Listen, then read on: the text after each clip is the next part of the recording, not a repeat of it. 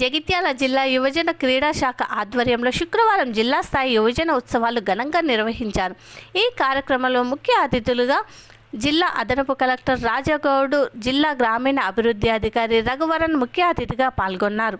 ఈ కార్యక్రమంలో 350 మంది యువతి యువకులు పాల్గొనగా జానపద నృత్యాల్లో మొదటి స్థానం హారిక అండ్ గ్రూప్ తాటిపల్లి గురుకుల పాఠశాల, ద్వితీయ స్థానంలో Satvika and group government junior college Jagtial, story రైటింగ్లో మొదటి స్థానం గాయత్రి ఎస్కేఎన్ఆర్ డిగ్రీ కళాశాల, ద్వితీయ స్థానంలో Jufisha Naaz government junior college Jagtial, ప్రకటనలో మొదటి స్థానంలో జుఫియా నాజ్, ద్వితీయ స్థానంలో హుదా ఫాతిమా, కవిత్వం పోటీలో మొదటి స్థానంలో గాయత్రి, ద్వితీయ స్థానంలో మేఘన తాటిపల్లి, సైన్స్ మేళాలో మొదటి స్థానం ఆర్యన్ కుమార్ సింగ్ మరియు ద్వితీయ స్థానంలో అవినాష్ గెలుపొందడం జరిగింది. వీరికి రాష్ట్ర స్థాయిలో నిర్వహించే యువజన ఉత్సవాలకు పంపిస్తామని జిల్లా యువజన మరియు క్రీడా శాఖ అధికారి కంటి రవికుమార్ ఒక ప్రకటనలో తెలిపారు. ఈ కార్యక్రమంలో జిల్లా విద్యాధికారి మెఫ్మా ఏవో శ్రీనివాస్ గౌడ్ గారు, జిల్లా అధ్యక్షులు పడవల విశ్వప్రసాద్ గారు, చిట్టిపల్లి సుధాకర్, జిల్లా క్రీడా అసోసియేషన్ కార్యదర్శి గారు, యువజన సంఘాలు నాయకులు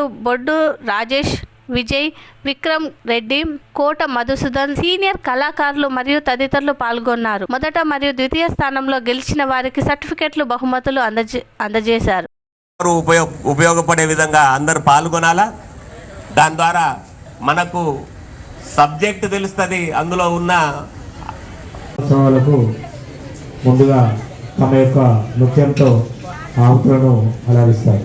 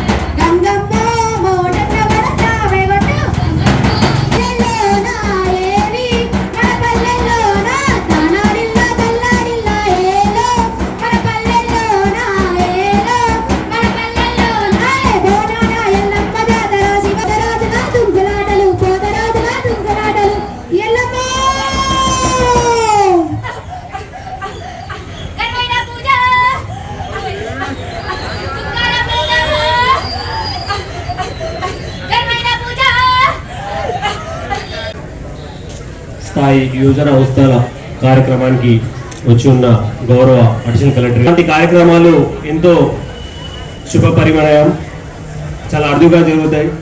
ఈసారి కార్యక్రమాలు మనం ఖచ్చితంగా పాల్గొనాలి. ఎందుకంటే ముఖ్యంగా ఈ మోడర్న్ ఏజ్లో, ఆధునిక యుగంలో యూత్ చాలా నెగటివ్ విషయాలకి అట్రాక్ట్ అవుతున్నారు.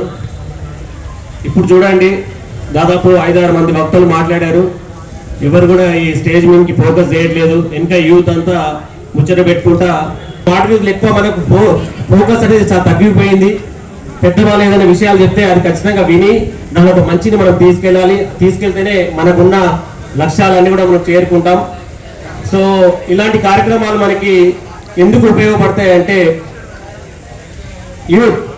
మెయిన్గా యూత్ అంతా కూడా నెగటివ్ విషయాలు, మత్తు పదార్థాలకి, రకరకాల యాంటీ సోషల్ టైం అంతా కోల్పోతున్నారు. ఒక్కసారి మళ్ళీ టైం అంతా వెళ్ళిన తర్వాత రియలైజ్ అయినా కూడా మనకు ఏం చేయలేము. సో ఈ కాలంలో ముఖ్యంగా మన టైం అంతా దేనికి ఎక్కువ కేటాయిస్తున్నాం? సోషల్ రీల్స్ చూస్తున్నారు కదా, లేవా? సో లేని కూడా ఖచ్చితంగా అకౌంట్స్ తీసుకుని 24 గంటలు ఈ కార్యక్రమాలు మనం ఖచ్చితంగా ఫోకస్ చేయాలి. మన లక్ష్యాలు ఉన్నాయా? అందరికీ గోల్ ఉందా లేదా? సో లక్ష్యం పెట్టుకోవాలి. ఇప్పుడే ఆఫీసర్లు చెప్పారు, మనకు లక్ష్యం ఖచ్చితంగా పెట్టుకొని ఆ లక్ష్యం దిశగా మనం ప్రయత్నించాలి. అప్పుడే మనం జీవితంలో మనం అనుకున్న స్థాయికి మనం చేరుకోగలుగుతాం. సో ఈసారి కార్యక్రమాలు మంచిగా సద్వినియోగం చేసుకోండి, సద్వినియోగం చేసుకొని, ఎందుకంటే ఈ కాలంలో ఎక్కువ మనకు చదువు మీద ఎక్కువ మన పెద్దలైనా కూడా ఎక్కువ దాని మీదే మనం ఫోకస్ చేస్తున్నారు. చదువుతో పాటు ఇలాంటి ఇన్నోవేటివ్ కార్యక్రమాలు మన ఎక్కువ సృజనాత్మక సైడ్ వెళ్ళినా కూడా మనం ఉన్నత స్థాయికి వెళ్ళే అవకాశం ఉంది.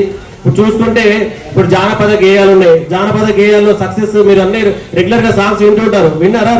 రాను ముంబై తీసుకురావాలి. మనం టాలెంట్ బయటికి తీసుకురావాలంటే ఇలాంటి కార్యక్రమాల్లో పాల్గొనంటే మనం ఖచ్చితంగా దానిలో ముందుకెళ్తాము. ఇటు నుంచి మళ్ళీ రాష్ట్ర స్థాయికి, జాతీయ స్థాయికి వెళ్తే ఖచ్చితంగా మనకు మంచి పేరు వస్తుంది. సో ఇలాంటి కార్యక్రమాలన్నీ మీరు మంచిగా సద్వినియోగం చేసుకొని మీ లక్ష్యాలన్నీ చేరాలని కోరుతూ ఈ అవకాశం ఇచ్చిన అందరికీ కూడా జిల్లా క్రీడలు మరియు యువజన శాఖ ఆధ్వర్యంలో నిర్వహిస్తున్నటువంటి ఈ యువజనోత్సవాలకు ఇచ్చేసినటువంటి, సో ఒక్కసారి గుడ్ మార్నింగ్ చెప్పండి, జగిత్యాలంతా కూడా వినబడాలి. Good morning. 5 minutes టైం ఇవ్వండి. ఇప్పుడు భారతదేశంలో ఉన్నటువంటి యువత చేయాల్సినటువంటి వాటి గురించి చెప్పారు. ఎవరైనా విన్నారా? అత్యంత బలం ఈ దేశాన్ని ముందుకు తీసుకుపోయేటువంటిదే యువత. ప్రపంచంలో ఉన్నటువంటి సుమారు 200 దేశాల్లో మన దేశంలో యువత అత్యధికంగా ఉంది. ఇప్పుడు దాదాపు 60% వరకు మన దగ్గర ఉంది. అదే జపాన్ లాంటి దేశంలో తీసుకుంటే యువత యొక్క పర్సంటేజ్ జస్ట్ 21-22% ఉంది. అంటే మిగతా 60-70% అంతా కూడా ఓల్డ్ ఏజ్కి సంబంధించినటువంటి వాళ్ళు ఉంటారు. వర్క్ ఫోర్స్ లేదు వాళ్ళ దగ్గర. మరి 140 కోట్ల జనాభాలో దాదాపు 60% ఉన్నటువంటి మన యువత ప్రపంచంలో అద్భుతాలు చేయడానికి అవకాశం ఉంటుంది. మన దేశాన్ని అభివృద్ధి చేయించడానికి అవకాశం ఉంటుంది. మరి ఆ విధంగా అభివృద్ధి చేయాలంటే మీరు కాలేజ్ టైం నుంచి, స్కూల్ టైం నుంచి మీకు ఒక ఎయిమ్ అనేటువంటిది ఉండాలి. అంటే రేపు పొద్దున నా స్కూల్ ఎడ్యుకేషన్ అయిపోయాక, కాలేజ్ ఎడ్యుకేషన్ అయిపోయాక నేనేం కావాలి అనేటువంటిది ఒక లక్ష్యం అనేటువంటిది ఉండాలి. ఎంతమందికి ఉంది? రేపు పొద్దున మేము నా డిగ్రీ అయిపోయిన తర్వాత, లేకపోతే నా బీటెక్ అయిపోయిన తర్వాత నేను ఐఏఎస్ ఆఫీసర్ అయితా, లేకపోతే ఐపీఎస్ ఆఫీసర్ అయితా, లేకపోతే ఒక ఇంజనీర్ని అయితా, ఒక డాక్టర్ని అయితా, లేకపోతే అడ్వకేట్ని అయితా, ఎంబీఏ చేసి నేను ఒక బిజినెస్ మ్యాగ్నెట్ అయితా, కంపెనీ పెడతా అని ఇట్లా రకరకాలైనటువంటి ఎయిమ్స్ ఉంటాయి. సో ఇక్కడ ఉన్నటువంటి పిల్లల్లో మీకు ఎంతమంది రేపు పొద్దున మీరు ఏం కావాలనేటువంటి ఎయిమ్ పెట్టుకున్నారా? ఒకవేళ ఎయిమ్ పెట్టుకున్న వాళ్ళు చేయలేదండి. ఎంత డబ్బు ఉంటుందో అంత డబ్బు ఉంది. అంత పెద్ద సంస్థల్ని మన ఇండియన్స్ నడిపిస్తున్నారు.